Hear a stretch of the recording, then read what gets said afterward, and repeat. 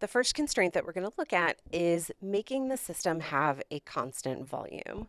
So when the system has a constant volume, delta V is 0, and in my overall energy equation, right, Q plus W, Q is mc delta T, W is negative P delta V.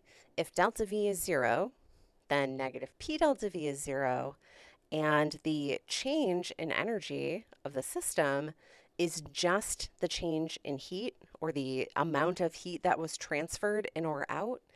And we will sometimes label this as Q with the subscript V to mean the heat at constant volume. So when we do a reaction under constant volume, all we need to know is the identity and mass of the substance and the initial and final temperatures. Not only will that give us the heat information, that would also be the delta E for that system. So we do this with a special type of calorimetry. Calorimetry is a method for measuring heat evolved or absorbed in a chemical reaction. And the type of calorimetry that we do for a constant volume reaction is bomb calorimetry. So we're going to measure the heat evolved in a reaction done at constant volume. It sounds really exciting, like you're going to have an explosion because it's a bomb. It's really, really cool in the outcome. It's a little anticlimactic in the execution. So, what a bomb calorimeter looks like is we have this big outside container that called the calorimeter, has water in it, and this insulates the reaction. So, the calorimeter as a whole plus the water, right? That whole thing is included. This is a case where we usually have a kind of generic heat capacity because the different materials that make up the calorimeter will individually have different specific heat capacities. But through experiment, we can measure how the temperature of the calorimeter as a whole is changing and have a constant value for whatever the setup is. We also obviously have a thermometer to measure the temperature of the water. And then the reaction happens in this sealed bomb container. So it's a completely sealed container, which means nothing can get in or out. This is how we accomplish our constant volume. And then inside that container will be like a little like basket, or the one that I used, it looked like a little swing inside the bomb that you put the substance on that's going to be a part of your reaction. Now, most of these are combustion reactions. So you'll have your sample and then you would fill the container with oxygen gas, seal it, and then there's a button that will spark to provide the energy to get the reaction to go. And then whatever heat is given off, if the reaction gives off heat, would be transferred out into the water and the calorimeter. We assume that the calorimeter is thermally isolated or insulated, so the heat of the calorimeter is equal to the opposite but same magnitude heat of the reaction.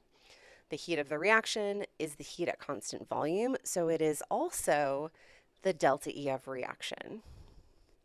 So let's look at a bomb calorimeter example. When 1.010 grams of sucrose is burned in a bomb calorimeter, the temperature rises from 24.92 to 28.33 degrees C. The heat capacity of the calorimeter is 4.9 kilojoules per degree Celsius. You can ignore the heat capacity of the sucrose because it is negligible compared to the calorimeter. So that sentence, it's important. It doesn't always show up, but the thing to remember, right, if we're burning sucrose, we don't have sucrose at the end. So think back to when we did combustion reactions, right? We're making carbon dioxide and water, like we're making other products. The sucrose itself is not directly absorbing or giving off the heat. What's happening is the sucrose is reacting and is either giving off heat or bringing in heat, and that heat is going into or coming from the calorimeter. So we've been asked to calculate delta E reaction for the 1.010 grams of sucrose and delta E reaction for 1 mole of sucrose. The units we're going to have for our answers will be kilojoules and kilojoules per mole. So delta E for the reaction, I'm going to start by calculating the heat of the calorimeter, because this is where I have the delta T information, right? I measured the temperature of the water in the calorimeter. This is what I have to work with. So the heat capacity of the calorimeter was 4.9 kilojoules per degree Celsius. My final temperature was 28.33. Initial was 24.92. So the heat of the calorimeter is 16.7 kilojoules. This is the same magnitude but opposite sign as the heat for the reaction, because all of the heat that increased the temperature of the calorimeter came from the reaction. So the heat of reaction is negative 16.7 kilojoules for 1.010 grams of sucrose. I've got a box around this.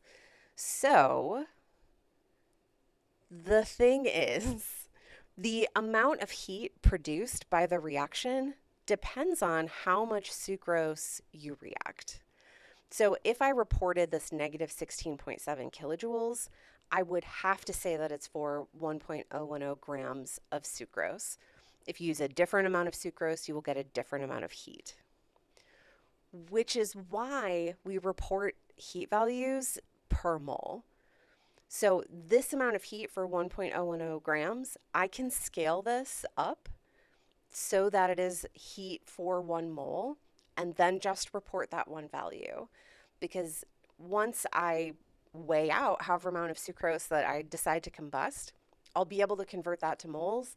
I would know how much heat I'm expecting to get out of this.